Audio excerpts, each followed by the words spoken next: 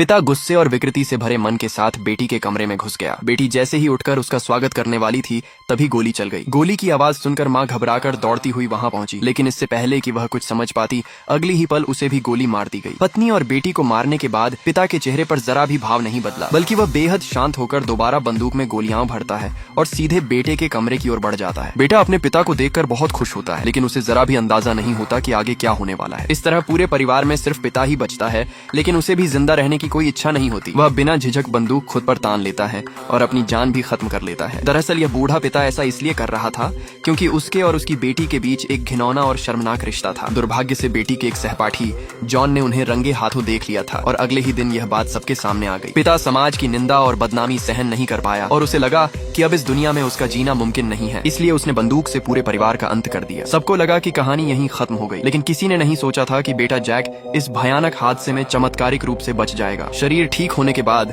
Jack ने इस पूरी घटना का दोष उस व्यक्ति पर डाल दिया जिसने यह सच उजागर किया था, यानी जॉन। उसने कसम खाई कि वह जॉन से खून का बदला लेगा। जल्द ही एक दिन रात के भीतर जॉन की मुलाकात सड़क पर एक अजनबी खूबसूरत महिला से होती है और वही महिला उसे अगवा कर लेती है। जब जॉन की नींद खुलती है तो वह खुद को एक कमरे में बंद पाता है और उसके कपड़े भी उतार दिए गए होते हैं। वह कमरे के हर कोने को छान मारता है, लेकिन वहाँ कोई नहीं होता। बस एक दराज में उसे एक नाइटी मिलती है जिससे उसे तुरंत कुछ गड़बड़ होने का एहसास होता है। वह वहाँ से भागने की कोशिश करता है, लेकिन दरवाजे तक पहुँचते ही समझ जाता है कि दरवाजा लोहे का है। उसे एहसास होता है कि उसे कैद कर लिया गया है। वह बाहर जोर जोर से चिल्लाता है, लेकिन चाहे गला फट जाए कोई जवाब नहीं आता और उसी दिन के बाद उसने फिर कभी किसी इंसान को नहीं देखा। हालांकि हर बार खाने के समय दरवाजे के छोटे से छेद से खाना डाल दिया जाता है। वह छेद के पास जाकर गिड़गिड़ाता है कि उसे छोड़ दिया जाए, लेकिन कोई असर नहीं होता। और सबसे ज्यादा परेशान करने वाली बात यह थी कि रोज उसे सिर्फ तले हुए पकौड़े और एक बोतल शराब ही मिलती थी। लगातार 1 महीने तक यही खाने के बाद जॉन मानसिक रूप से टूटने लगता है। वह इस जिंदगी को सहन नहीं कर पाता और खुद को शराब में डुबोकर दर्द भुलाने की कोशिश करता है। अच्छी बात बस इतनी थी कि कमरे में एक टीवी था जो कुछ देर के लिए उसकी बेचैनी कम कर देता था, लेकिन अजीब बात यह थी कि वेंटिलेशन से समय समय पर कोई रहस्यमयी गैस छोड़ी जाती थी। जैसे ही वह गैस अंदर लेता वह गहरी नींद में चला जाता। इसके बाद कोई अंदर आता और उसकी लार, बाल और उसकी पैंट पर मौजूद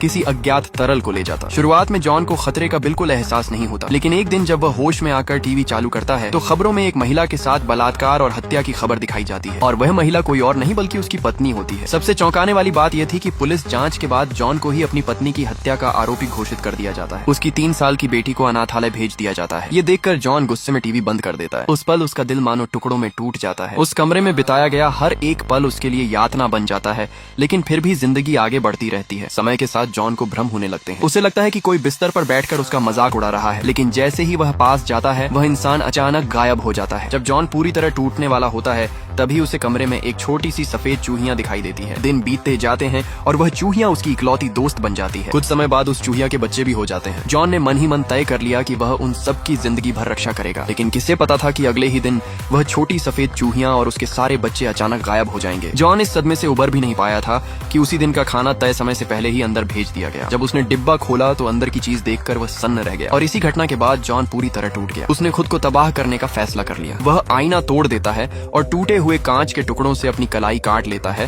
ताकि उसकी जिंदगी वहीं खत्म हो जाए। लेकिन जब बेहोश करने वाली गैस का असर खत्म होता है और जॉन की आंख खुलती है तो वह देखता है कि उसकी कलाई पर पट्टी बंधी हुई है। सिर्फ यही नहीं बल्कि उसकी दाढ़ी और बाल भी पूरी तरह शेव कर दिए गए थे। सबसे डरावनी बात यह थी कि जो आईना उसने तोड़ा था उसकी जगह अब लकड़ी का आईना लगा दिया गया था। यहाँ तक कि कमरे के एक कोने में कैमरा भी लगा दिया गया था। उस पल से जॉन की जिंदगी पूरी तरह बदल गई। अब वह हर एक पल, हर एक सेकंड निगरानी में जी रहा था। देखते ही देखते 10 साल बीत गए। जॉन एक हैंडसम नौजवान से एक अधेड़ उम्र के आदमी में बदल चुका था। इस बीच देश के राष्ट्रपति तक कई बार बदल चुके थे। एक दिन वह हमेशा की तरह यूं ही टीवी देख रहा होता है, तभी उसकी नजर एक खबर पर पड़ती है। वह देखता है कि उसकी बेटी अब एक बेहतरीन वायलिन वादक बन चुकी है। अपनी बेटी को सुरक्षित और स्वस्थ बड़ा होता देख जॉन के चेहरे पर बरसों बाद एक हल्की सी मुस्कान लौट आती है। उस दिन के बाद से वह रोज अपनी बेटी को खत लिखने लगता है। वह शराब छोड़ देता है और खुद को जिंदगी में दोबारा मजबूत बनाने का फैसला करता है। वह दिन रात कसरत करता है, टीवी देखकर फाइटिंग और मार्शल आर्ट्स सीखता है। इतना ही नहीं, वह खाली समय में बाथरूम की टाइलों को हाथों से कुरेदने लगता है। समय तेजी से बीतता है और कई सालों की मेहनत के बाद उसके शरीर पर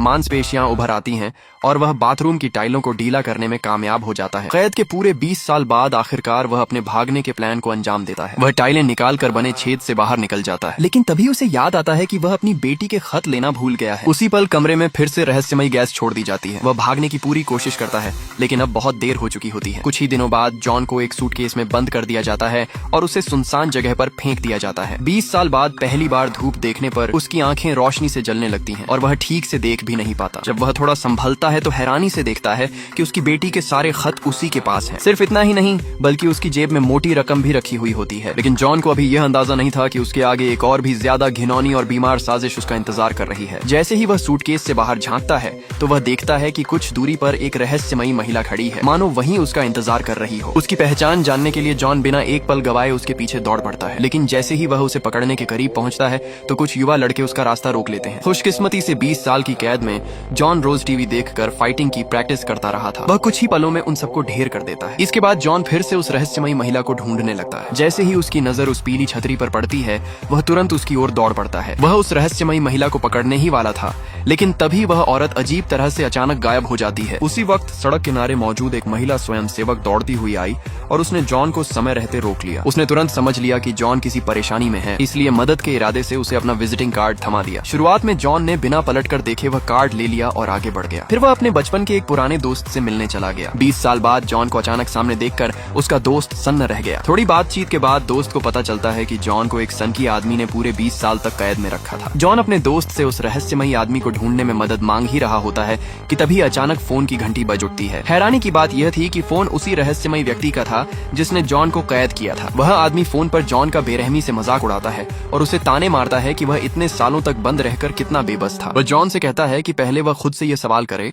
कि आखिर उसे कैद क्यों किया गया। वह धमकी देता है कि अगर जॉन खुद इस सवाल का जवाब ढूंढ ले तो उसे वह औरत दिखाई देगी जिसे उसने 20 साल से नहीं देखा। इस रहस्यमयी आदमी की असली पहचान जानने के लिए जॉन उसी रात अपने दोस्त के साथ उन सभी लोगों के बारे में जांच करता है जिनसे उसकी कभी दुश्मनी रही हो। लेकिन काफी खोजबीन के बाद भी उन्हें कोई सुराग नहीं मिलता। लगातार तनाव के कारण जॉन बेहोश हो जाता है। क्योंकि जॉन इस समय एक संदिग्ध आरोपी माना जा रहा था, इसलिए उसका दोस्त उसे अस्पताल ले जाने की हिम्मत नहीं करता। तभी उसकी नजर जॉन के पास पड़े उस विजिटिंग कार्ड पर पड़ती है और वह उसी नंबर पर फोन कर देता है। फोन करने पर पता चलता है कि वह महिला जिसका नाम एनी है वह सच में वहां आ जाती है। वह पूरे ध्यान से जॉन की देखभाल करती है क्योंकि पेशे से वह एक स्वयंसेवक थी। जॉन के बेहोश रहने के दौरान एनी की नजर गलती से उन खतों पर पड़ जाती है जो जॉन ने अपनी बेटी के लिए लिखे थे। उन्हें पढ़कर उसे पता चलता है कि जॉन को 20 साल तक कैद में रखा गया था। होश में आते ही जॉन देखता है कि एनी उसके खत पढ़ रही है तो वह गुस्से में आकर तुरंत उन्हें छीन लेता है, क्योंकि ये खत उसकी जिंदगी का सबसे नाजुक और भावुक हिस्सा थे जिन्हें वह किसी को भी छूने नहीं देना चाहता था। लेकिन एनी उसे शांत करते हुए कहती है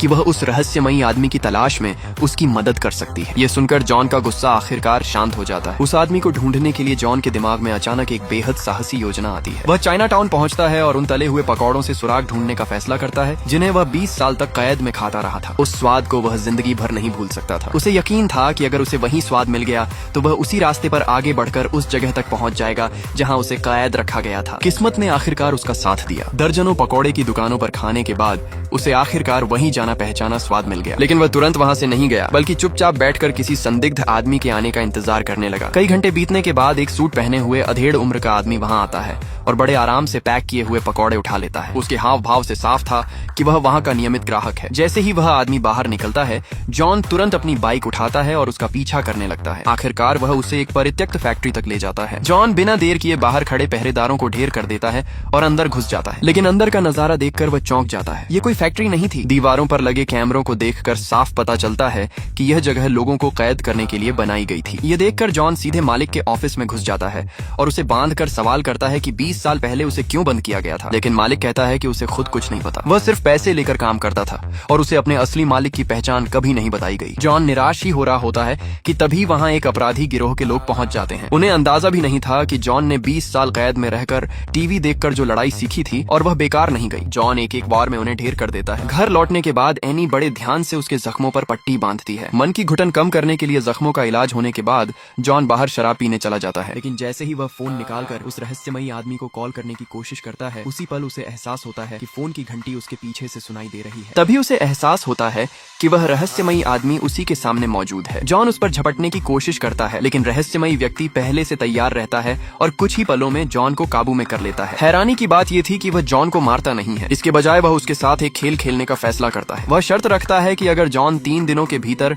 उसकी असली पहचान पता कर लेता है तो वह न सिर्फ उसे उसकी पत्नी की हत्या के आरोप से बरी कर देगा बल्कि उसे हीरों से भरा एक बैग भी देगा। लेकिन अगर जॉन असफल रहा तो उसकी बेटी की जान बख्शी नहीं जाएगी। मजबूरी में जॉन को यह खेल स्वीकार करना पड़ता है। जितनी जल्दी हो सके सच जानने के लिए वह तुरंत एनी के पास मदद के लिए जाता है। हैरानी की बात यह होती है कि दोनों की सोच गजब गजब की तरह मेल खा जाती है। बहुत जल्द वे इस नतीजे पर पहुंच जाते हैं कि वह रहस्यमयी आदमी असल में जॉन का ही हाई स्कूल का साथी जैक है। जैसे जैसे सच्चाई सामने आती जाती है वैसे वैसे जॉन और एनी के बीच की नजदीकियां भी बढ़ती चली जाती हैं। एक रात नहाने के बाद दोनों अनजाने में ही उस सीमा को पार कर जाते हैं। उन्हें जरा भी अंदाजा नहीं होता कि उनकी हर हरकत पूरी तरह जैक की निगरानी में है। उसी रात वे दोनों स्कूल के रिकॉर्ड रूम में घुसते हैं और जैक से जुड़ी पुरानी फाइलें खंगालने लगते हैं। तभी जॉन के जहन में बीते जमाने की यादें लौटने लगती हैं। दरअसल हाई स्कूल के दिनों में जॉन ने गलती से जैक की बहन और उसके पिता के बीच चल रहे गंदे रिश्ते को देख लिया था। उसने यह बात पूरी क्लास में फैला दी थी। इस बदनामी के कारण वह पिता शर्म और अपमान सहन नहीं कर पाया और उसने खुद अपने पूरे परिवार की हत्या कर दी। लेकिन किसी ने नहीं सोचा था कि गोली लगने के बावजूद जैक चमत्कारिक रूप से जिंदा बच जाएगा। अब जॉन समझ जाता है कि जैक का बच जाना महज इत्तेफाक नहीं था बल्कि यह बदले की शुरुआत थी। सच जानने के बाद जॉन तुरंत जैक को फोन करता है और अकेले ही उससे मिलने चला जाता है। भले ही उसे पता होता है कि यह रास्ता बेहद खतरनाक है, लेकिन बेटी की जान के लिए वह हर जोखिम उठाने को तैयार होता है। वहाँ पहुंचकर जॉन जैक को उसके पूरे अतीत की सच्चाई बता देता है। जैक भी अपनी बात पर कायम रहता है और वादा निभाते हुए हीरो का बैग जॉन को सौंप देता है। लेकिन जॉन के लिए सबसे जरूरी उसकी बेटी की सुरक्षा होती है। आखिरकार जैक उसे तहखाने में ले जाता है। वहाँ जॉन जो देखता है वह उसकी आत्मा को झकझोर देता है। उसे पता चलता है कि जिस लड़की को वह अपनी बेटी समझ रहा था वह दरअसल एक नकली थी। टीवी पर दिखाई गई उसकी बेटी की जिंदगी शुरू से ही एक धोखा थी। लेकिन जब जैक उसकी असली बेटी का वीडियो दिखाता है तो जॉन सन्न रह जाता है। उसे यकीन ही नहीं होता कि उसकी सगी बेटी असल में वही एनी है जिसके साथ वह इतने समय से रह रहा था। यही जैक की असली और सबसे भयानक बदले की योजना थी। सच्चाई सामने आते ही जैक को आखिरकार मानसिक शांति मिल जाती है। वह बंदूक उठाता है और अपने परिवार के साथ फिर से मिलने का फैसला कर लेता है। अब जो कुछ भी बचता है उसे अकेले जॉन को ही झेलना होता है। कहानी के अंत में शर्म और ग्लानि से भरा जॉन एनी का सामना करने की हिम्मत नहीं जुटा पाता। वह हीरो का बैग उसे भेज देता है और खुद वापस उसी कैद खाने में लौट जाता है जहाँ उसने 20 साल गुजारे थे, क्योंकि उसकी बेटी अब उसकी जिंदगी की सबसे प्यारी इंसान भी है और वही इंसान है जिसका सामना वह कभी नहीं कर सकता। उसके लिए अब एक ही रास्ता बचता है, जो खुद को फिर से उसी बंद अंधेरे कमरे में कैद कर लेना ताकि अपने सारे गुनाहों का प्रायश्चित कर सके। इसी के साथ यह भयावह फिल्म यही समाप्त होती है।